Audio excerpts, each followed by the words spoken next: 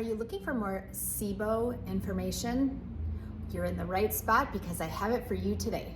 Let's go. Welcome back to my YouTube channel. My name is Sarah K. Hoffman, aka a Gutsy Girl, and I am here today doing another part to my SIBO series. Today is part 4, and we are talking all about methane-dominant SIBO.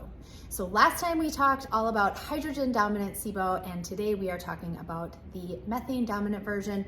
Next time we will be talking about the hydrogen sulfide-dominant SIBO. Let's start with what the heck is methane-dominant SIBO? First of all, methane is a colorless, odorless, inert gas.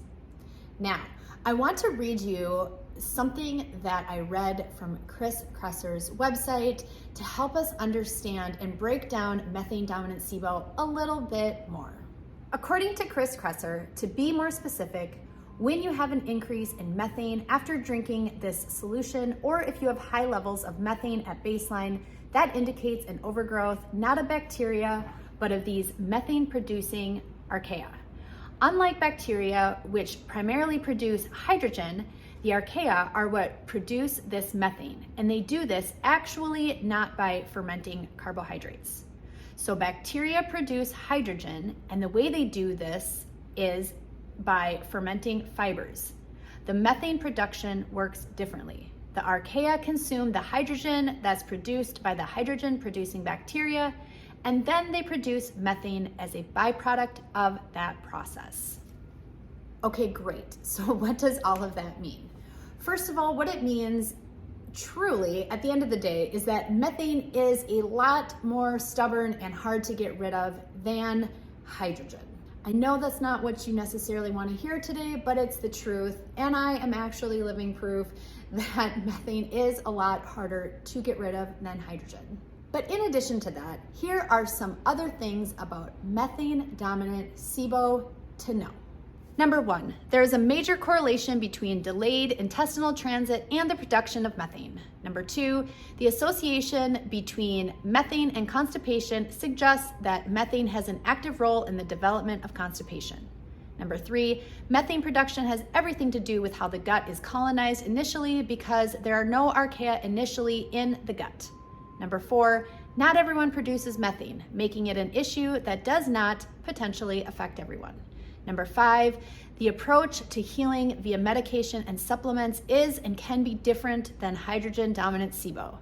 And number 6, methane-dominant SIBO can make you smell like a barn. Okay, so the last thing that I want to share about methane-dominant SIBO with you today is that the way that you would test for it is the exact same as all the other ones. However, like I had just mentioned in some of the facts about it, one thing that is definitely different is the way that we typically treat it. So I am going to go over some treatment options in a different video in this SIBO series, but for today, and to make this very short and succinct, one thing is if your doctor tells you that you have methane-dominant SIBO and they just prescribe you rifaximin, almost always it is not going to work. The reason is because you need a combination of rifaximin and neomycin and or something else. So Dr. Pimentel has talked about this at length, so have many other SIBO experts. The fact that you need something more than just rifaximin for methane-dominant SIBO. For me, personally, I used the combination of rifaximin and neomycin.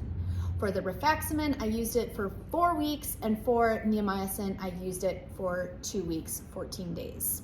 Now, everyone's going to be different. Some people don't use the neomycin, but the point is that typically the way we treat methane-dominant SIBO versus hydrogen is very different, and I think that is the most important thing that I want you to take away from this video today. Okay, so there's a little bit more about methane-dominant SIBO. I hope that gives you a little bit of insight into what it is and how it differs from hydrogen-dominant SIBO.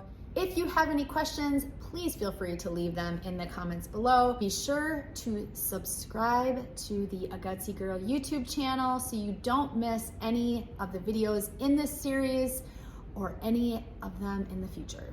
I hope you have a wonderful, gut happy day, and I will see you again next time.